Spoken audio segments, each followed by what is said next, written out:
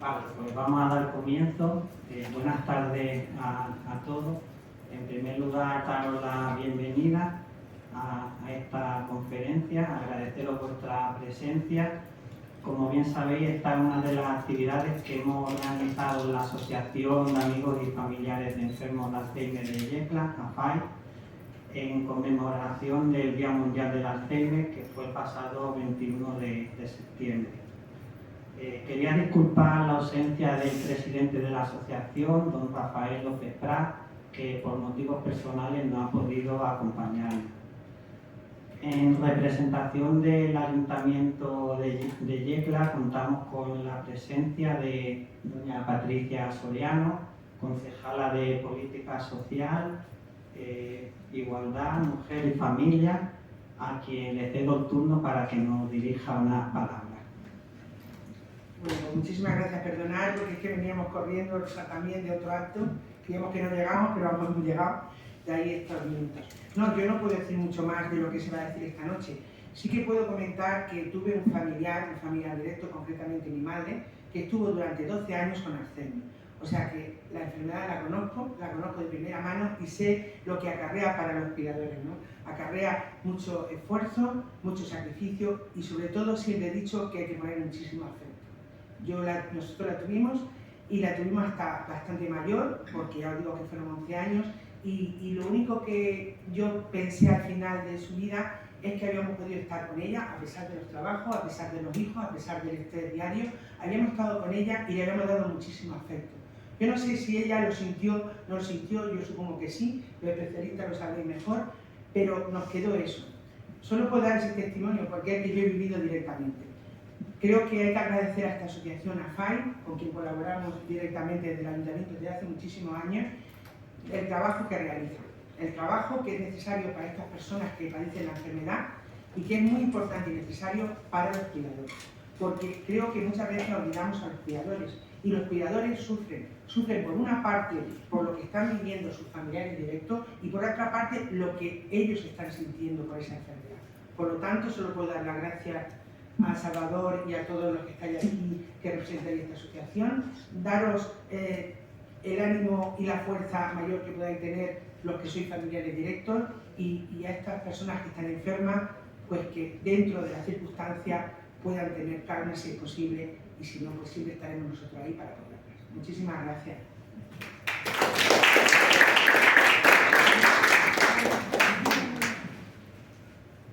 También en nombre de la asociación queremos poner de manifiesto la buena colaboración que tenemos con el Ayuntamiento de Yecla y en especial para este acto que nos han cedido el uso de este salón de actos Pablo Corbalán de la Casa Municipal de Cultura en el que nos hallamos.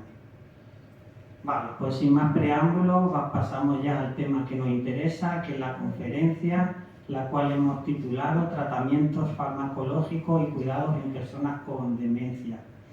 La persona que va a impartir la conferencia es doña Victoria Jiménez Calvo, que está aquí con nosotros. Ella es licenciada en farmacia por la Universidad de Granada, tiene el máster en ortopedia por la Universidad de Valencia y actualmente es farmacéutica adjunta de la farmacia de Rafael Llago de Yecla. También, Victoria, te queremos agradecer tu buena disposición para realizar esta conferencia y sin más, pues te cedemos la palabra. Te dejamos oír.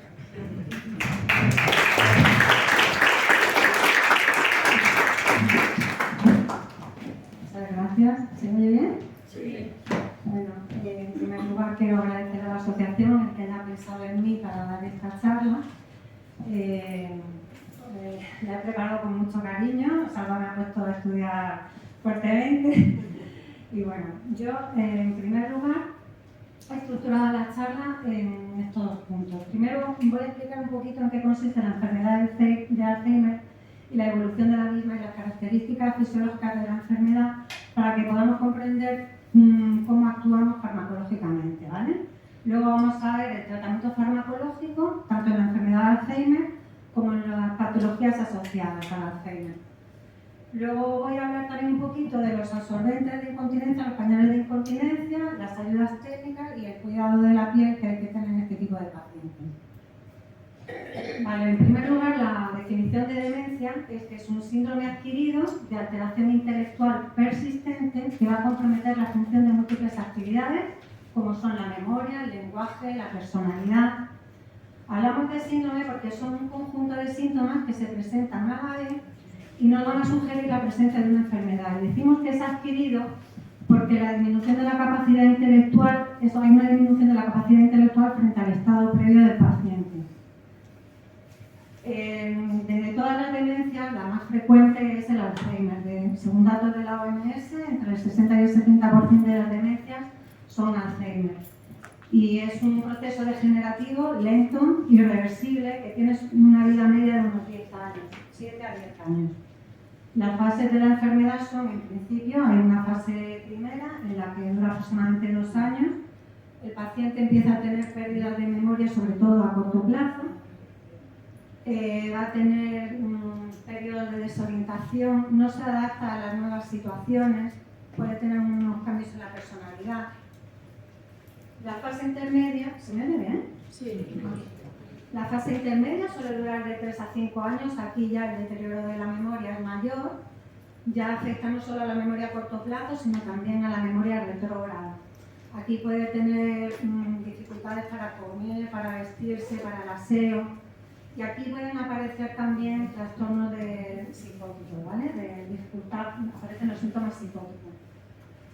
Y por último, la fase terminal, que aquí ya el lenguaje es ininteligible, se hacen incontinentes, tienen incapacidad para andar, y aquí puede haber riesgo de, sobre todo también de disfagia, como tienen disfagia muchos de ellos, puede haber problemas de deshidratación y de desnutrición en esta última fase. La enfermedad fue descrita por primera vez por Alois Alzheimer, que fue un psiquiatra y neurólogo alemán que realizó una autopsia cerebral a una paciente con demencia y ahí observó que había pérdida neuronal y luego también unas lesiones en forma de ovillos. Aquí vemos que en el cerebro con Alzheimer lo que se ve es que hay una degradación progresiva de las neuronas de la que es la corteza cerebral. Y entonces esto da lugar a un deterioro del funcional del cerebro. ¿Vale? El cerebro se hace como más pequeño. Entonces vamos a ver de lo que son las características de la enfermedad. En el cerebro hay una proteína que se denomina sustancia beta-amiloide. Y en esta enfermedad lo que sucede es que esta sustancia se va a acumular en forma de placas seniles, que es el signo característico de la enfermedad, que es la placa beta-amiloide. Luego, por otro lado, hay otra proteína en el cerebro que se denomina proteína tau, que por una actividad anómala de ciertas enzimas hace que se agrupe en forma de ovillos, que son unos ovillos neurofibrilares. Por otro lado, hay una alteración también en la producción de ciertos neurotransmisores. Para que les explico, el neurotransmisor, para que haya información de una neurona a otra, hace falta un neurotransmisor. Son como las cartas que se mandan de una neurona a otra con la información. Entonces aquí hay implicados 2 neurotransmisores, que es la acetilcolina, que es el neurotransmisor que está implicado en lo que es la memoria y el aprendizaje, y el glutamato, que es un neurotransmisor excitatorio. Y luego, por último, la muerte celular programada, que se denomina apoptosis, y esto sucede también en otro tipo de enfermedades neurodegenerativas, como puede ser el ELA y el Parkinson. Vale, hay una serie de factores de riesgo, como son los factores genéticos. El tener antecedentes familiares de primer grado va a duplicar la probabilidad de padecer la enfermedad. El tabaquismo, la depresión, la hipercolesterolemia, déficit de vitamina B12, obesidad, alcoholismo, dietas bajas en antioxidantes y diabetes.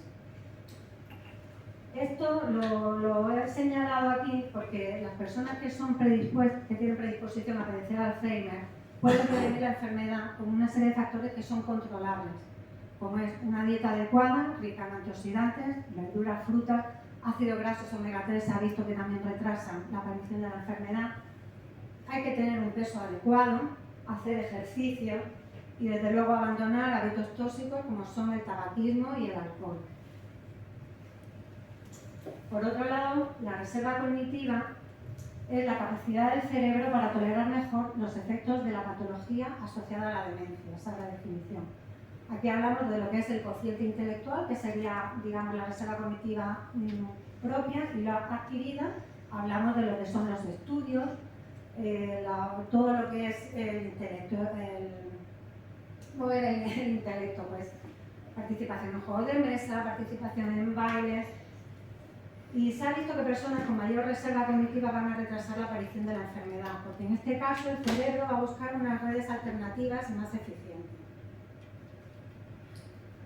El tratamiento de la enfermedad de Alzheimer tiene que ser tanto farmacológico como no farmacológico, y aquí hay que implicar sobre todo a los familiares y cuidadores, porque van a ser la principal fuente de información. Ellos nos van a ir diciendo cómo va evolucionando la enfermedad. Entonces, yo me voy a centrar en lo que es el tratamiento farmacológico, que para eso me habéis llamado. ¿Vale?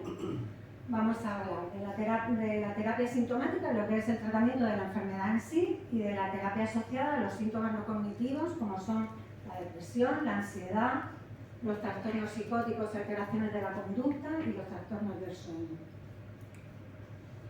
Vale. En la terapia sintomática habíamos visto que hay dos grupos de fármacos, ¿vale?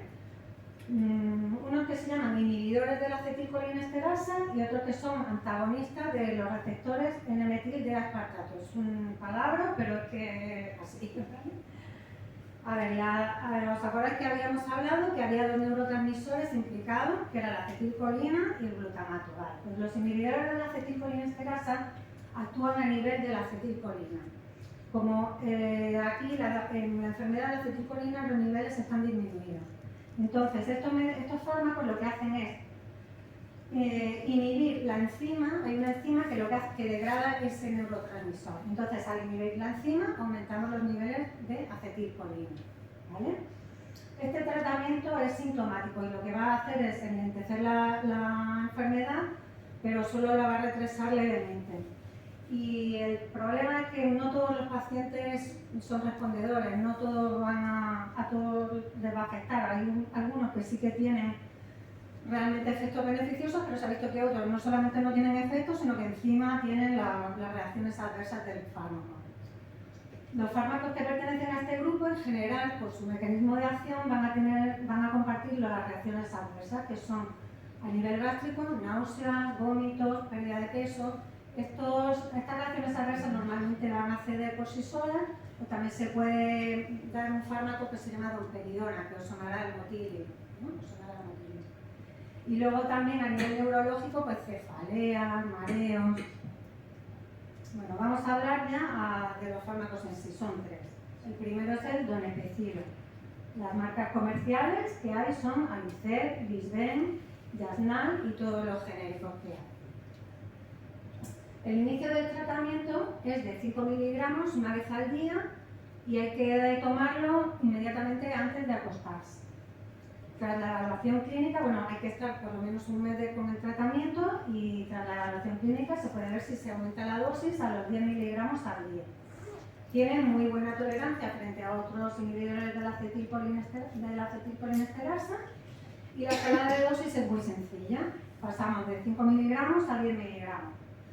Los efectos secundarios que tiene este fármaco son los típicos de este grupo de fármacos: la molestia gástrica, náuseas, vómitos, diarrea, y los efectos neurológicos, dolor de cabeza, fatiga, insomnio. Va a interaccionar con otros fármacos para el Alzheimer, es decir, que no se deben de combinar. Se manda a uno, se manda a otro. Interacciona con un antifúngico, que es el ketoconazol, también con algunos antibióticos como la eritromicina o el levofloxacino, con algunos antidepresivos como la fluoxetina o la carbamazepina, que es un antiepiléptico, y con algunos relajantes musculares. En segundo lugar tenemos la ribastidina, que está comercializada con los nombres comerciales de Exelon, Prometal, Salcerta y todos los genéricos. Lo encontramos en forma de vía oral o vía transdérmica, que son los parches. Este fármaco tiene también aprobada su utilización en demencia asociada al Parkinson. El incremento de la dosis aquí tiene que ser gradual y de forma muy lenta, porque aquí hay más riesgo de intolerancia. Entonces, por la vía oral, la dosis inicial son de 1,5 miligramos cada 12 horas. Hay que tomarla con el desayuno y cena. Y se puede ir aumentando la dosificación cada 2 semanas según la tolerancia, ¿vale? Y luego la vía transdérmica, la dosis inicial es de 4,6 miligramos. Hay que estar 6 meses con esa dosis y a los 6 meses se puede valorar si subir a 9 miligramos al día. En general es mejor tolerado que el otro, bueno, la dosis máxima son 13,3 miligramos al día. Es mejor tolerado, tiene menores reacciones adversas y las reacciones que puede tener son las propias de la forma farmacéutica que tiene. Al ser un parche, pues puede provocar irritación en la piel. Entonces es muy importante que cambiemos el parche de sitio, que cada día lo pongamos en un sitio diferente. Antes de poner un parche hay que quitar el parche anterior, no se deben de poner 2 parches juntos y los parches no se deben de cortar. Las reacciones adversas, pues las que hemos dicho anteriormente, las características náusea, vómito, cefalea. Y luego lo bueno que tiene es que tiene interacciones muy poco probables. Puede interaccionar con algún antihistamínico, antiparkinsoniano, algunos antiarrítmicos. Por último, tenemos la galantamina. Los nombres comerciales que tenemos son Reminil, Valnora, todos los genéricos. Este fármaco, la dosis inicial son de 8 miligramos una vez al día y se puede ir subiendo en intervalos de cada 4 semanas hasta 16 miligramos o a las 8 semanas a 24 miligramos al día, que sería la dosis de mantenimiento. Este fármaco solamente tiene autorizada la utilización para el Alzheimer, no se puede emplear para otro tipo de demencia más que el Alzheimer. La presentación en cápsulas son cápsulas de liberación retardada. Esto quiere decir que el fármaco se va a ir liberando a lo largo de todo el día. Entonces se toma en una dosis única por la mañana y por ese motivo no se deben de masticar ni machacar, porque si no perdería la efectividad del fármaco, ¿vale? Y la solución oral la tomaríamos, se le daría en desayuno y cena. Las reacciones adversas pues son las típicas, náuseas, vómitos. Y aquí hay que tener en cuenta que si la dosis de mantenimiento persiste en estas reacciones adversas, habrá que disminuir a la dosis anterior que era bien tolerada. Las interacciones, pues igual que el dometecilo, con el ketoconazol, fluoxetina y la carbamazepina. Luego, en segundo lugar, tenemos el otro grupo de fármacos. Habíamos hablado de la acetilcolina, que estaba implicada en la memoria y el aprendizaje. Y luego teníamos el otro neurotransmisor que era el glutamato. Entonces la memantina se ve que en la enfermedad del Alzheimer se ve que en las regiones afectadas hay un exceso de glutamato. Entonces este va a ser un neurotransmisor que va a excitar mucho la neurona y la va a dañar. La memantina, al unirse a estos receptores, lo que hace es bloquear la actividad glutaminérgica. Y entonces consigue que las neuronas que están afectadas por la enfermedad de Alzheimer, que son supervivientes, prolonguen su funcionalidad. La dosis inicial es de 5 miligramos al día y se puede ir aumentando semanalmente de 5 en 5 miligramos hasta la dosis de mantenimiento, que son los 20 miligramos diarios. En general tiene muy buena tolerancia y las reacciones adversas pues son vértigos, cefaleas, incontinencia urinaria. Y puede interaccionar con algunos antiparkinsonianos, va a potenciar la toxicidad de los antiparkinsonianos. Aquí hay una interacción muy curiosa, es que el dextrometorfano, que habréis oído hablar de él, que es un antitusivo de acción central, pues puede provocar hay riesgo de psicosis, tomando memantina y dextrometorfano. Y luego con algunos antipsicóticos también puede reducir la acción de los antipsicóticos.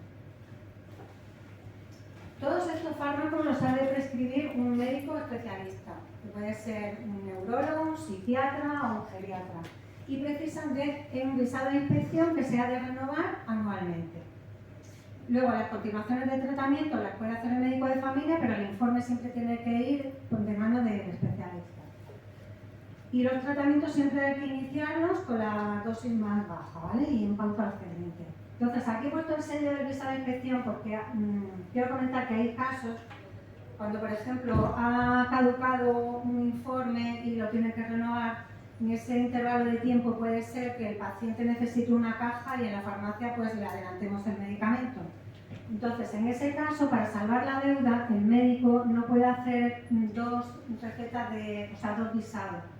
Quiere decirse que tiene que hacer en receta electrónica el tratamiento crónico y la inspección autoriza otro visado, pero tiene que ser en receta manual para saldar la deuda en la farmacia.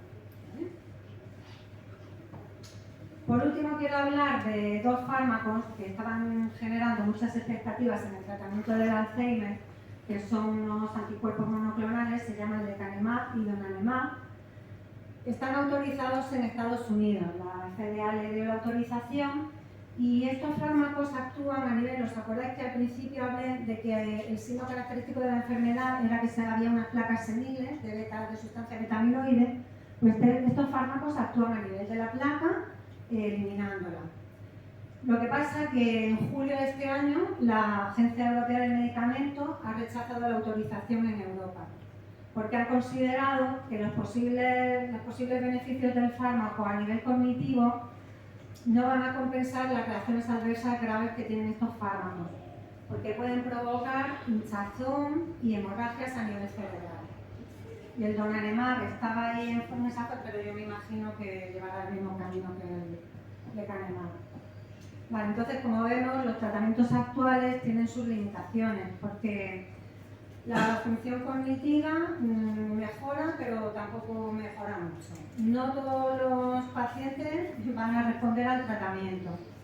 La duración del beneficio terapéutico también es limitada en el tiempo. Y luego las facultades intelectuales perdidas no se van a recuperar. Ahora voy a pasar al otro grupo de fármacos, que es para la terapia asociada. El objetivo va a ser mejorar la calidad de vida del enfermo, evitar la sobrecarga familiar y vamos a abordar pues, lo que es la depresión, la ansiedad, los trastornos psicóticos y alteraciones de la conducta y los trastornos del sueño. La depresión, el problema que hay es que tiene unos síntomas que se comparten con la demencia y muchas veces el paciente tampoco es capaz de expresarlo, cómo se siente. Entonces, hay muchos casos en que la depresión no está tratada o está tratada mal. En este tipo de pacientes, solamente, los antidepresivos que vamos a utilizar van a ser unos que se llaman inhibidores selectivos de la recaptación de la serotonina. La serotonina es otro neurotransmisor distinto a otros neurotransmisores que hemos hablado, que para lo que es el estado de ánimo. Entonces, dentro de estos fármacos tenemos el escitalopram y el citalopram, que aquí se pueden quedar un poco cortos, porque en pacientes de 65 años parece que pueden quedarse subtratados. Con la paroxetina hay que tener cuidado porque puede haber interacciones. Luego tenemos otro antidepresivo que es la viloxetina, que también se emplea está indicado también en pacientes con dolor crónico, lo cual esto puede ser una ventaja para tratar a ciertos pacientes. Y luego tenemos la mirtazapina, que tiene como efecto secundario sedación y aumento del apetito, lo cual también puede ser una ventaja para tratar a ciertos pacientes. Las reacciones adversas más usuales de los antidepresivos son náuseas, sequedad de boca, estreñimiento. Y hay una estrategia muy útil que es el emplear dos antidepresivos distintos a dosis bajas y con eso conseguimos mejorar la patología y además evitamos el tener que utilizar otro tipo de fármacos como pueden ser los hipnóticos. La ansiedad normalmente viene asociada a cuadros de agitación y depresión. Entonces vamos a emplear para tratar la ansiedad, en ese caso, antidepresivos o antipsicóticos. En el caso de que se presente el cuadro de ansiedad de forma aislada, podemos recurrir a un grupo de fármacos que se llaman benzodiazepinas. Pero estos fármacos, la verdad es que no están muy indicados en este tipo de pacientes porque tienen que ser benzodiazepinas de acción corta o de acción de vida media que no sea muy larga, ¿vale? Como son el lorazepam o el ormetazepam. Hay que utilizarlos a dosis bajas y durante el menor tiempo posible, porque por un lado van a retrasar el deterioro cognitivo y puede haber riesgo de caídas. Entonces, por eso hay que utilizarlas el menor tiempo posible. Como máximo, un mes. Luego, los trastornos psicóticos y alteraciones de la conducta suelen aparecer en el 50% de los pacientes, sobre todo en las fases más avanzadas de la enfermedad. Y entre los trastornos psicóticos son la paranoia, alucinaciones. Son menos frecuentes que las alteraciones de conducta, pero sí que pueden dar lugar a situaciones de violencia y de disconfort en el paciente. Luego, las alteraciones de la conducta, pues tenemos lo que es la agresividad, la hiperactividad, desinhibición. Y vamos a abordar estos trastornos psicóticos con un grupo de fármacos que se llaman antipsicóticos o neurolépticos. Hay dos grupos que son los típicos para que nos entendamos son los antiguos y los atípicos, ¿vale? A ver, hay estudios en los que se ha visto que puede aumentar la mortalidad por eventos cerebrovasculares con este tipo de fármacos. Pero aquí hay un poco de controversia porque parece que tampoco, que el número de muertes por esta causa tampoco es muy alta.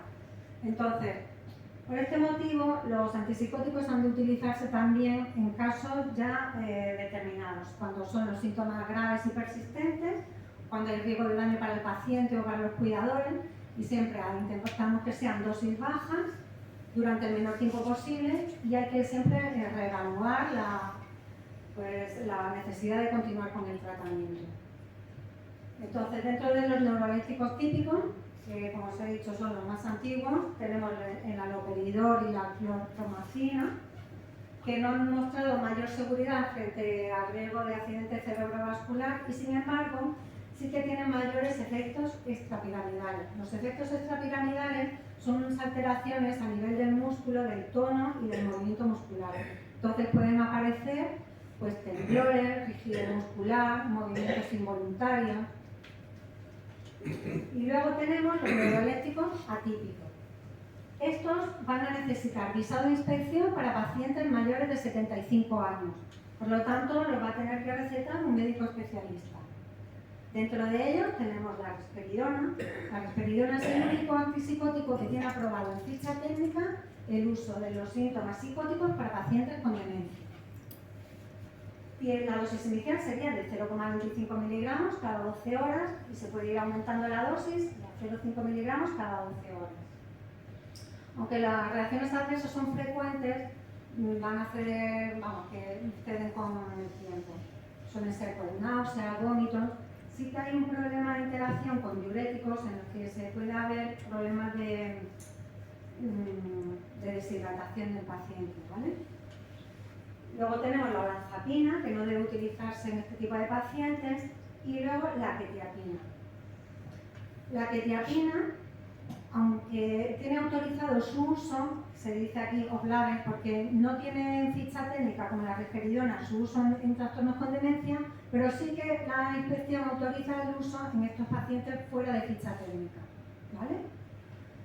Lo bueno de la quetiapina es que tiene muy baja tasa de efectos extrapiramidales, lo que habíamos hablado de los temblores, los movimientos involuntarios, y va a ser muy útil en hiperactividad.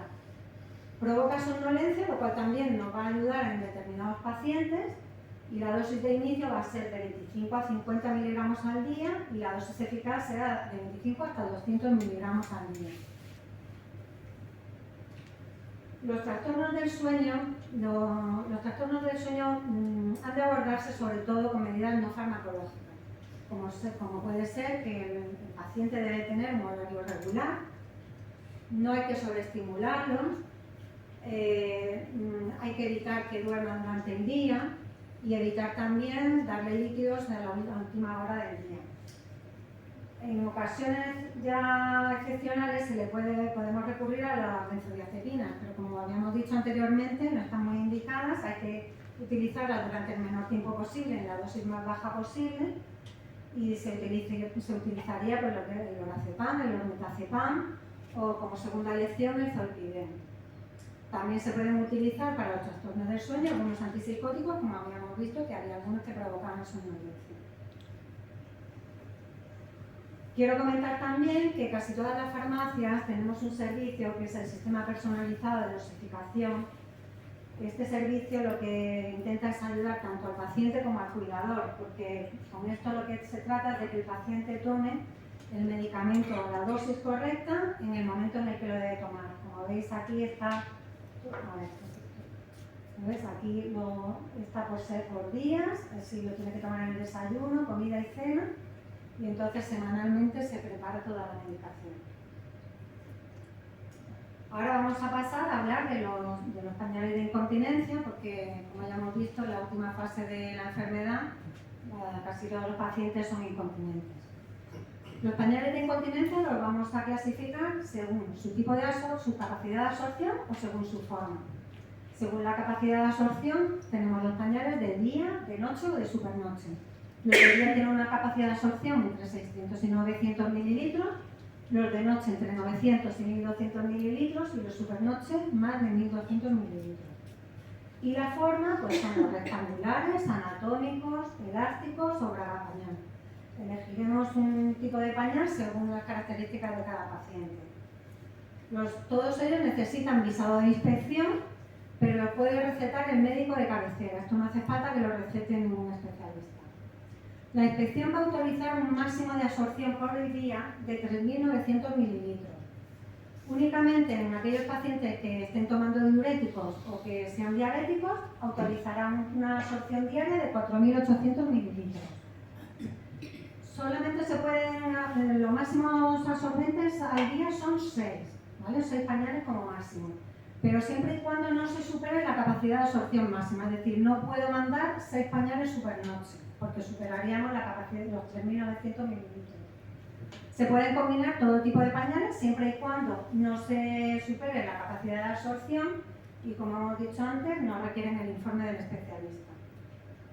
Aquí hay un ejemplo, ¿no?, de cómo se pueden mandar, por ejemplo, 3 supernoches, 2 supernoches más 1 de noche, según ya los requerimientos del paciente, como se ven, ¿vale? Luego vamos a pasar a hablar de un poco de una pincelada de las ayudas técnicas que podemos tener para ayudar a este tipo de pacientes. Quiero hablar de las ayudas a caminar porque es importante retrasar lo máximo que el paciente quede inmovilizado, porque en el momento en que el paciente no se mueva vamos a tener problemas a nivel vascular, a nivel digestivo, va a tener digestiones pesadas, va a haber estreñimiento y luego va a haber también problemas en la piel de úlceras por presión. Entonces, cuando el paciente empiece a necesitar un tercer punto de apoyo, pues tendremos que ayudarnos de lo que son los bastones, que tienen la altura del bastón ha de ser desde el suelo hasta la cabeza del fémur. El paciente lo debe de llevar con el brazo relajado, con una inclinación de unos 15 o 20 grados. Si ya se ve con un poquito más de inestabilidad, pues podríamos pasar a las muletas. Y ya cuando tenga más, cuando ya la dificultad para andar sea mayor, pues podemos ya recurrir a los andadores, que tenemos ya andadores con ruedas delanteras y tacoelectoradas, o los rollatos. Estos van muy bien para ir andando por la calle, lo cual les va a beneficiar no solamente a nivel físico para hacer ejercicio, sino también a nivel mental, porque el ir por la calle, interaccionar con la gente, hablar, todo eso les va a estimular. Entonces, por eso es muy importante salir con ellos, dar paseos. Los rollatos llevan su cestita para que el paciente lleve sus enseres y el asiento para que si se cansa puedan sentarse. Por último, ya cuando la movilidad ya sea más reducida, pues tendremos que acudir a las sillas de ruedas, que tenemos las sillas de ruedas. Normalmente en este tipo de pacientes las que se van a llevar son las manuales, que son manuales plegables. Tenemos con la rueda grande, que es la autopropulsable, y la rueda pequeña. Evidentemente un paciente de estas características no va a poder llevar la silla, pero sí que es verdad que la rueda, al ser un poquito más grande, el radio de giro es mayor y el acompañante a lo mejor no tiene que hacer tanta fuerza. La rueda pequeña, lo bueno que tiene es que, pues al ser la rueda más pequeñita, pues es más fácil para ir pasando por las puertas. Luego, para la prevención de escalas, pues es importante ponerle cojines antiescalas, ya sean de gel o de relleno, y ya cuando desgraciadamente el paciente esté encamado, pues el colchón antiescalas. También ayudas para la vida diaria, pues en el baño habría que ponerle las asideras para que el paciente pueda agarrarse. Tenemos también para ayudar al lavado de la cabeza, pues los lavacabezas hinchables, sillas para la ducha, o si no hay ducha y hay bañera, pues hay también unas sillas especiales para la tabla con que lleva el asiento giratorio o el asiento giratorio directamente. Luego también para ayudar a lo que es el cuidador tenemos los discos de transferencia. Esto va muy bien cuando tenemos que pasar el paciente de un sitio a otro para que no tenga que hacer el cuidador la fuerza, se le pone en el disco y entonces se gira. Entonces si hay que pasarlo, por ejemplo, de la silla a la cama, va muy bien. Es también importante, por ejemplo, el pedalier va muy bien para cuando todavía pueden ellos ejercitar un poco los brazos y las piernas. Hay casos ya también en que en las sillas de ruedas habría que poner un cinturón para que no se caigan. O luego también tenemos las cintas, las bandas de transferencia también para subirlo, por ejemplo, para llevarlo de la silla, para no hacer tanta fuerza, están estas cintas. Por último voy a hablar de lo que son los cuidados en las pieles seniles. En primer lugar, la piel es el órgano más extenso del cuerpo y la función principal es protegernos frente a los agentes externos. En las personas mayores, la piel es mucho más sensible y el manto protector es más fino. Aparte, la renovación celular es bastante más lenta. Entonces, tendremos que utilizar productos específicos para este tipo de pieles. Los limpiadores han de ser muy suaves, con un pH adecuado y que respeten el manto lipídico de la piel. Un gel de baño normal es como muy agresivo, se lleva todo el manto hidrolipídico. Entonces, en estos casos sería conveniente utilizar aceites de ducha o los jabones que no llevan jabón, que se llaman, que llevan single, ¿vale? Hidratantes corporales que ayuden a reforzar la función barrera. Luego en incontinencia hay unos productos que son espumas para hacer la limpieza en seco y prevenir la aparición de hongos. Es importante también después de cada cambio de pañal poner pomadas como silodecidin para prevenir la irritación de la piel. Y ya en los pacientes encamados o con baja movilidad hay también unos aceites que ayudan a prevenir la aparición de úlceras por presión. Aquí he puesto un ejemplo de varias líneas que hay específicas para el cuidado en este tipo de pieles. El Lindor o Aloes se han sacado una línea específica. El Fogapark es una gama que se puede utilizar para otras muchas cosas, pero el aceite ozonizado va muy bien en el tema de las úlceras por presión. Y ya como última quiero hacer una mención especial por último a lo que es el cuidador que sois vosotros, ¿vale? El cuidador debe de cuidarse, porque detrás de cada persona dependiente hay una persona que está entregando su vida. Y eso le puede traer, que me emociona un poco porque es que tengo mi padre dependiente y no puedo de mi madre. Y sé lo que desgasta esto, tanto física como mentalmente, ¿vale? El cuidador ha de cuidar mucho su alimentación, intentar hacer ejercicio diario por lo menos 3 o 4 veces por semana y dormir las horas suficientes. Hay que intentar participar en actividades que provoquen bienestar, pedir ayuda profesional, aparcar los sentimientos de culpa y compartir las experiencias con personas que pasen por la misma situación que tú. No hay que desatender las relaciones familiares ni de amistad, no hay que aislarse y participar en actividades sociales y de ocio.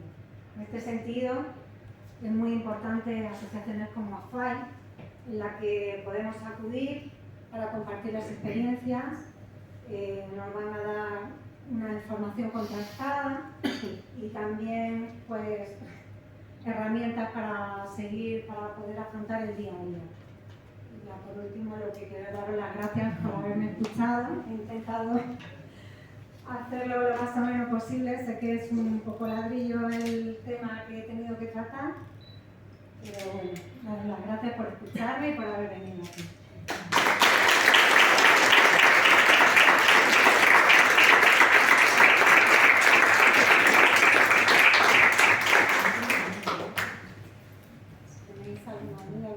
Si tenéis alguna pregunta, es el momento de... Yo por mi parte, darte la enhorabuena. Creo que ha sido una charla muy interesante para los familiares. Lo has explicado de una forma muy clara y a mí me ha gustado mucho. Creo que a las demás también. Yo te quería comentar respecto a los tratamientos farmacológicos específicos para la Alzheimer, que hay dos tipos. ¿De qué depende un poco que los médicos especialistas receten uno, receten otro? Pues yo me imagino, yo ahí ya me pillas un poco, yo me imagino que eso será en función de cómo responde el paciente. No lo sé. La verdad es que ahí ya me has pillado. No, Eso es sabía un poco ese tema. No, yo sé, vamos, que también yo me imagino que en función de las características del paciente, pues, por ejemplo, si imagínate que el paciente tiene Parkinson, pues en ese caso el más indicado sería la rivaroxaban, como hemos hablado. Y bueno, también a lo mejor por la comodidad a la hora de pautar la dosis, si se toma una vez al día o si a lo mejor prefieres parches. Ya me imagino que ahí irá un poco también en función de lo que se hable con el familiar y porque aquí, como ya hemos dicho, el tratamiento no es solamente el médico, es el médico y la familia y los cuidadores. Entonces, me imagino que el médico pensará que es el tratamiento más adecuado según el tipo de paciente. A ver, Sí, bueno, quería preguntar. En mi caso, por ejemplo, yo estoy comenzando con este tema, con mi madre. Y realmente yo no sé cómo detectar si tiene una cosa u otra. No sé si tiene Alzheimer, no sé si tiene demencia. El caso es que tenía Alzheimer, ahora resulta que parece que no, que tiene demencia. Yo, sin saber nada de este tema, ¿cómo sé si tiene Alzheimer o demencia? ¿En qué se diferencia? ¿Cómo se comporta? A ver, es que el signo característico del Alzheimer habíamos visto que eran lo de las placas seniles y los tobillos, eso. Pero es que, a ver... Ya, pero eso es algo técnico, pero claro, tú como usuario, claro. como hijo de... A ver, ¿Cómo detectas que es una cosa u otra? ¿En qué se diferencia? Lo normal es que el Alzheimer, la pérdida de la memoria va siendo primero a corto plazo, pero luego sí que es verdad que tienen memoria, también pierden la memoria retrógrada. En la demencia sí que hay fallos de memoria, pero sí que, o sea, a lo mejor si tú luego le recuerdas algo, no, como que no llegan a perder, o sea, no sé cómo explicarme. Sí, como con la música. Sí, efectivamente. Y luego, claro, el que lo tiene que determinar es el neurólogo, que es el que pero es que cada vez diagnostican una cosa diferente. Un poco, entonces, claro, se está tomando una medicación por una cosa que resulta que no sirve. Porque no tiene Alzheimer, ahora resulta que tiene demencia y se lleva medicando para el Alzheimer. ¿Qué está tomando? Que lorazepam, por ejemplo, que yo creo que lo que le está produciendo es las caídas. Claro, que lorazepam... Es que yo estoy viendo ahora que hay medicamentos que se está tomando que es una equivocación. Es que sí, yo luego lo veo también un poco en la farmacia. Las benzodiazepinas, vamos, yo muchas veces he leído muchos artículos que en edades, en general, ya no solamente que tengan demencia, sino en personas mayores, no están muy indicadas porque es que van a retrasar el deterioro cognitivo y es que además hay riesgo de que se caigan. Pero eso no lo sabe un médico. O sea, yo entiendo que si sabemos que ese medicamento puede producir ese tipo de consecuencias, ¿por qué lo recetan? No lo entiendo. A ver, pues hay que pues no sé, deberían de los médicos de vez en cuando alguna charla. Lo suyo sería eso, que el tratamiento no durara mucho tiempo, que las dosis fueran muy bajas. No, pero es que se lleva tomando ese medicamento 2 años. Hablar con el médico y comentárselo. Entonces me parece una barbaridad y acabo de ver ahí que el lorazepam puede producir caídas, pues por eso ha tenido, o sea, es que eso ha pasado. La benzodiazepina en general, en personas mayores, poquito. O sea, se recomienda poco. Vale.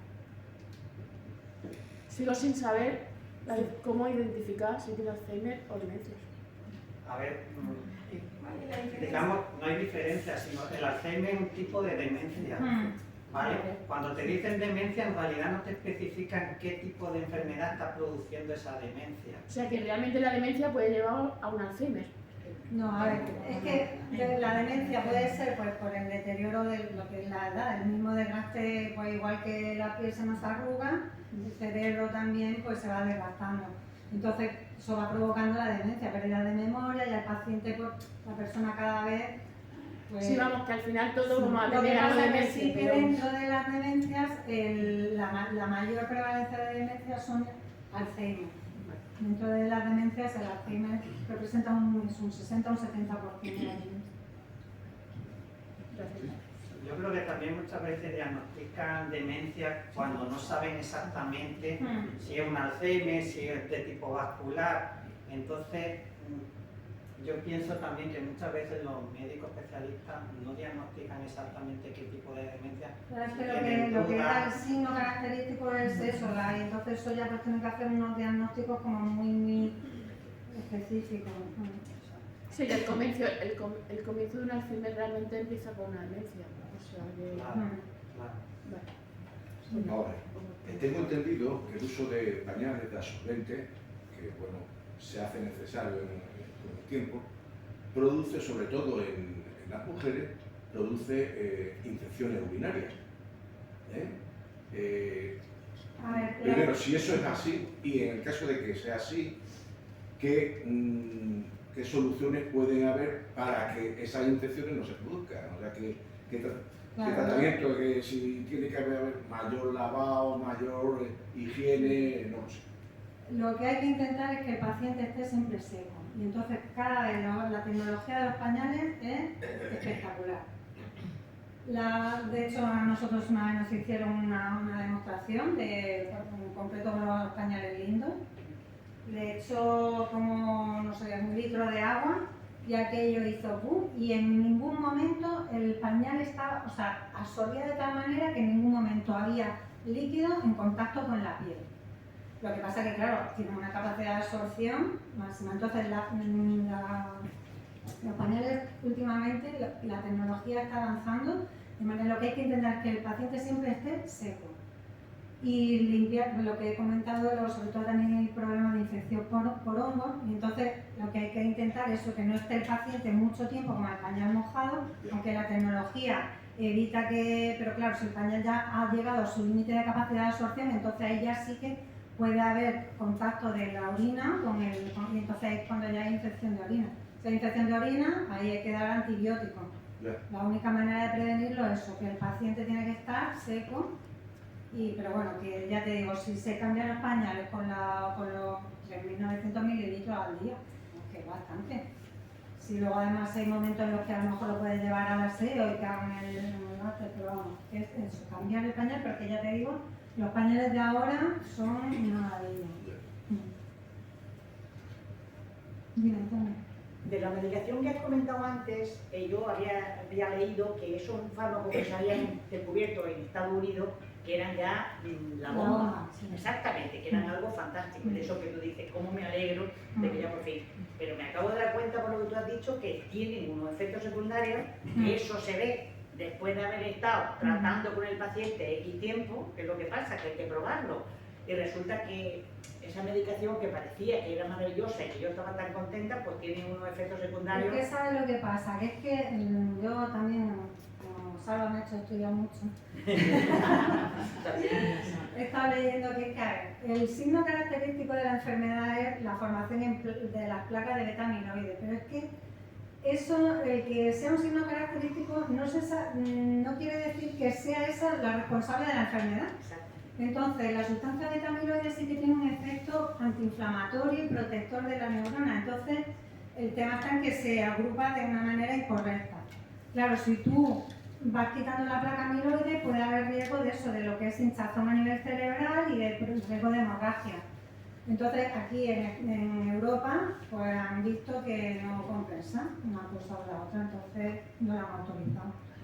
Sin embargo, ayer leía yo que un determinado número de científicos de mucha importancia estaban presionando a las autoridades sanitarias Es que yo europeas creo que para que ahí lo también hay un autorizaran. poco de tema de que Ya, eso es lo que sé.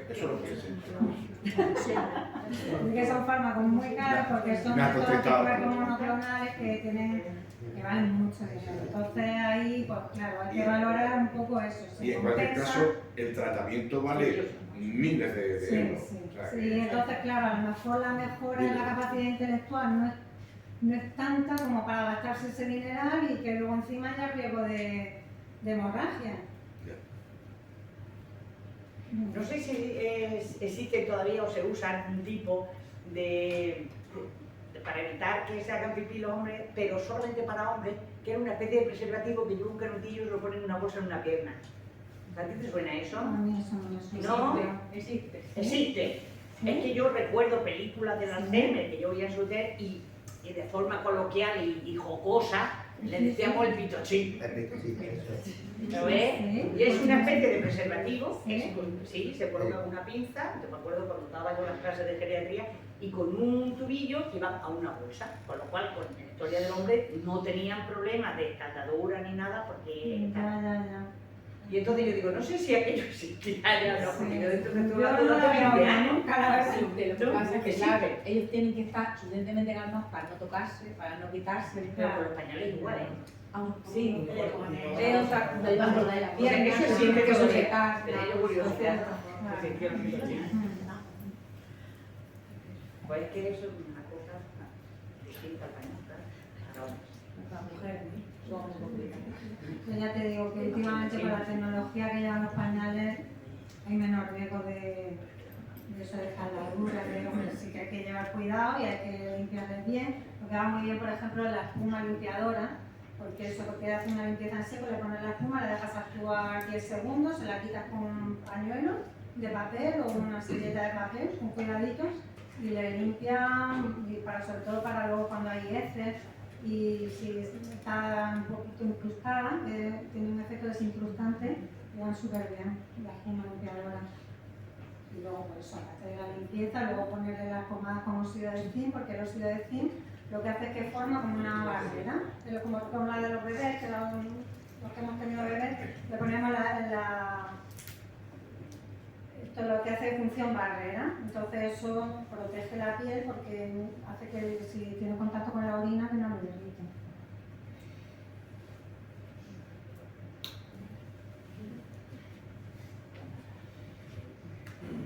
¿Alguna pregunta más? Nada, pues estamos por finalizar el acto. Queríamos hacer realmente... Madre mía. Muchas gracias.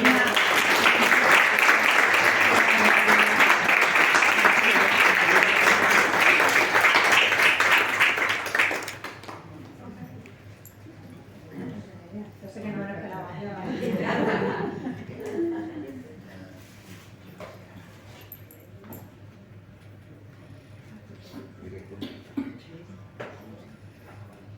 Ay, qué bonito, muchísimas gracias, me encanta. Muchas gracias.